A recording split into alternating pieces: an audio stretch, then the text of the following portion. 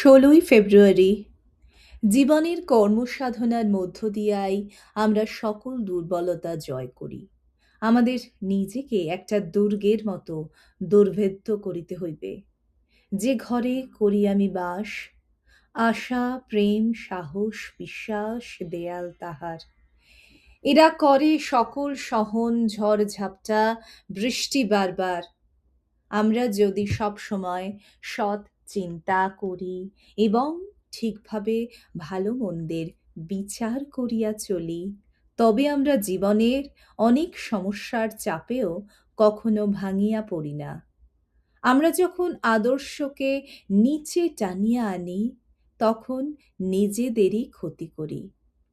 আমাদের আচরণ যদি এমন হয় যে একটা নির্দিষ্ট উন্নত পথের মর্যাদা রক্ষা করিয়া চলিব, তবে জগৎসুদ্ধ লোক যাহাই করুক না কেন আমাদের মান অক্ষুণ্ণ থাকে। আমরা যদি ভগবানের আলোতে বিচরণ করি, তবে অন্ধকার সেখানে কোনো স্থান পায় না।